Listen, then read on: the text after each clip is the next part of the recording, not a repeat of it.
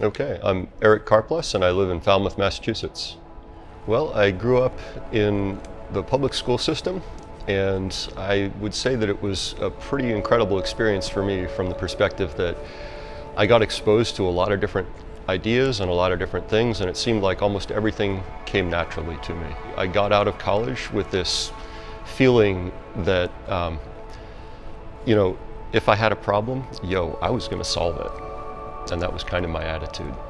I had very little exposure to Christianity growing up. My family didn't go to church and we didn't talk about spiritual things. I do remember getting exposed to people who were Christians while I was growing up, and it seemed on average that they were people who were either not very smart or they had a lot of emotional problems. And Christianity was a solution for that, and it was fine for them, but it was something that I had no interest in because I didn't consider myself to have any emotional problems, and I considered myself to be pretty intelligent. And my life seemed like it was very much on track. I was happy with who I was around and what I was doing, and didn't anticipate how anything besides what I was doing could help me get where I wanted to go in life. A lot of times I would go to a library at the place where I went to college. It was in the basement of the math department, which was a very tall tower near the physics building.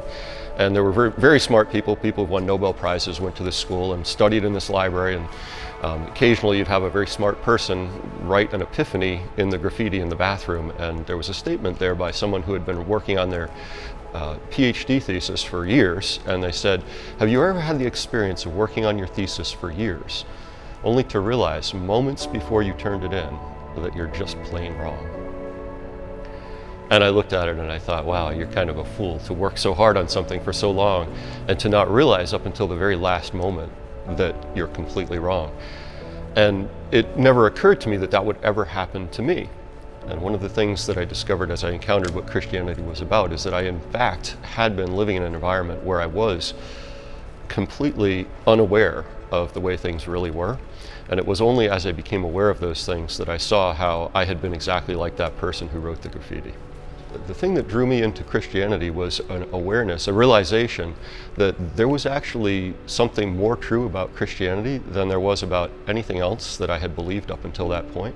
And that if that was the case, I would do well to order my life along those lines rather than ignoring it completely. And as I became familiar with what was actually written in the Bible, I realized these are not just stories that people made up.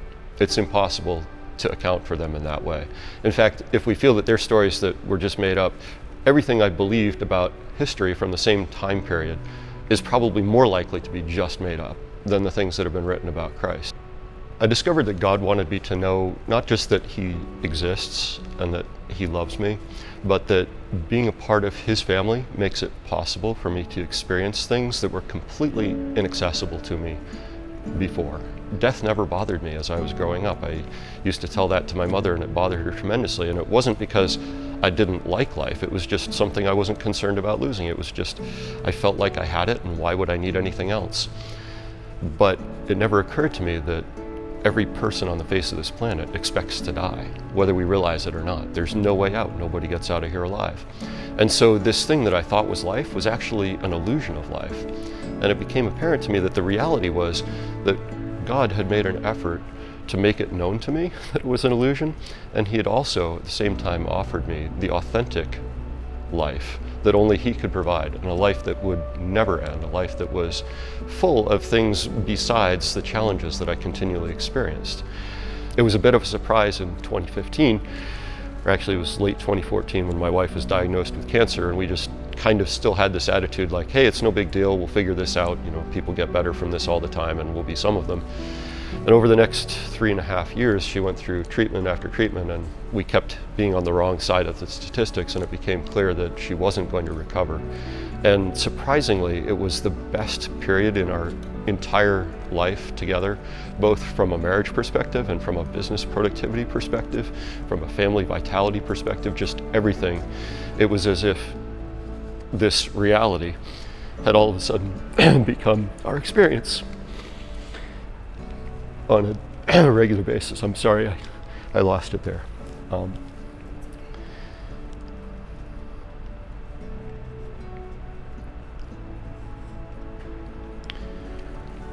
So the last 3 years, while she was going through treatment and it became apparent that she wasn't going to recover, it was literally the best time that we had as a couple.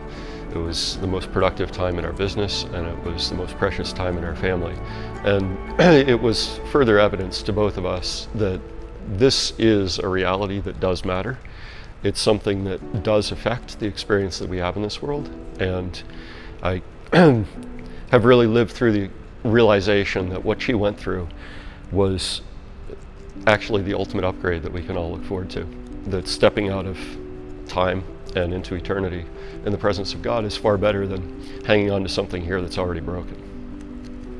The greatest gift that God has given me is an awareness of who He is and how much He loves me and how real that is, not just in the future, but right now, today, here, moment by moment.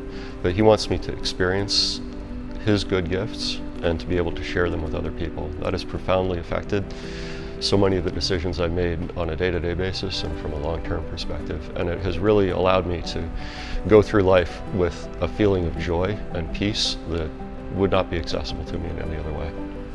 I would like to recognize the role that Cape Cod Church has had in my life. I have found this place to be an incredible manifestation of God's grace and His patience and His glory. And there are so many people with so many stories that God has collected into this congregation that it is further testimony to me, and I think to the many people that we have fellowship with here, that God is very much alive and well and at work in everyone's life, and that He's inviting each one of us to experience who He is on a daily basis. And that has been transformational for me.